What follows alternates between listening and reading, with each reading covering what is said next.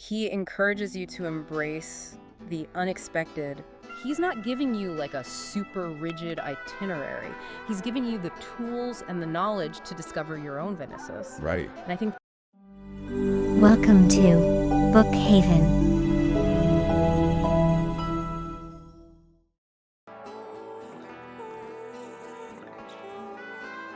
Okay, so we're switching gears a little bit today. We're heading to Italy, Venice specifically. sounds good to me. And, this is a place that I think has a reputation for being, overrun with tourists, kind of pricey. Yeah.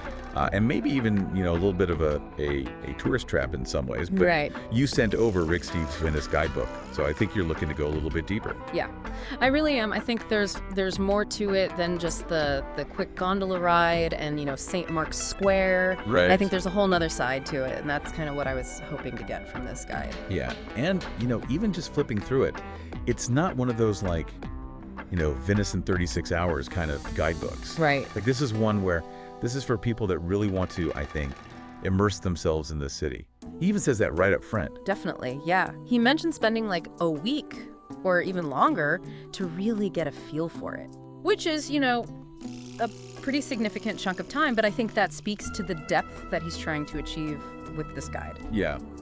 I mean, if you're going to do Venice, you really got to do Venice. Right? Oh, yeah, absolutely. Like, no point in just kind of skimming the surface. Yeah. So, okay, so he kind of does, he doesn't shy away from those, big, iconic things, right? Right. Like, you're still going to go to Doge's Palace. You're still going to go to St. Mark's Basilica. Yeah, you got it. But he gives you tips on how to kind of navigate those things in a smarter way. Yeah, like he suggests going to St. Mark's Square either super early in the morning or later in the evening to avoid those massive crowds in the middle of the day. Oh, that's so smart. Yeah, because otherwise it's just wall-to-wall people and you can't even take it in, Yeah, you're just kind of getting shuffled through. Exactly. And you're not getting a chance to really appreciate it.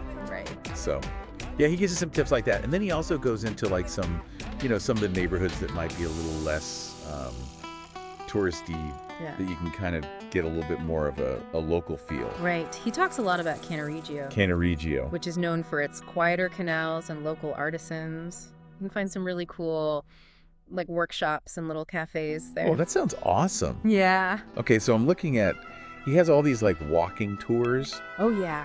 that are self-guided. Mm-hmm.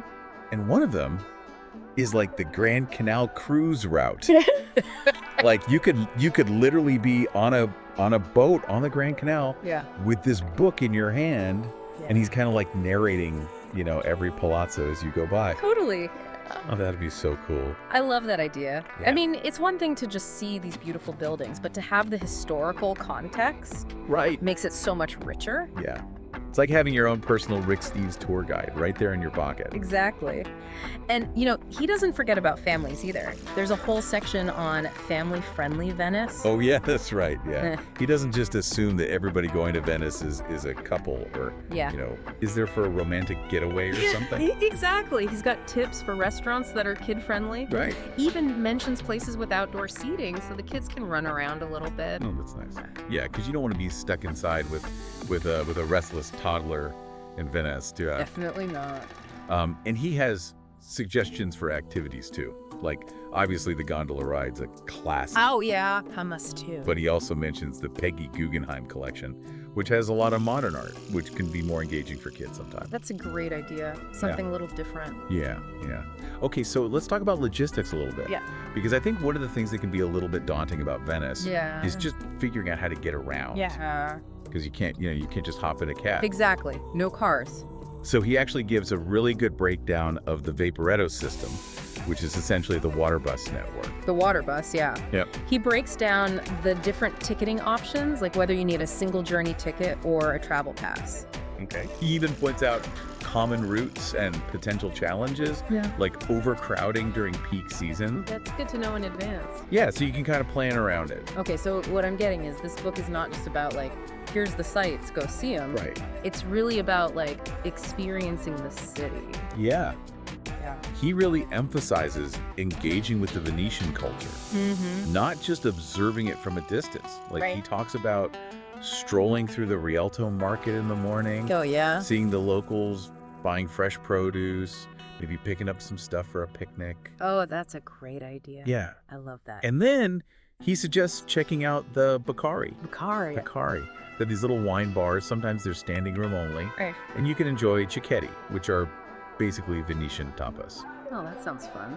Yeah, it's a great way to try different things and kind of get a feel for the local cuisine. Yeah, and I imagine you'd meet some interesting people too, right? Absolutely. You're right in the thick of it. So you're bound to strike up a conversation with someone. Yeah, I love that. And it's not just about Venice itself. He also includes some day trips Oh, that's right, yeah. to nearby cities like Padua, Vicenza, and Verona. Oh, So you can kind of branch out and see a little bit more of the region. you're not just like stuck in Venice for the whole time. Exactly. You can get a taste of the Veneto region. Oh, I love that. That's a great way to kind of broaden the experience. Yeah, and of course he covers all the practical stuff too. Of course. Like managing your money, using ATMs. Yeah, He even gives you some basic Italian phrases. that's always helpful. And important emergency contact information. You never know. You never know. Yeah. So it really is like he's thought of everything. He tries to be as comprehensive as possible. So is there anything that like really stood out to you as we were kind of going through this?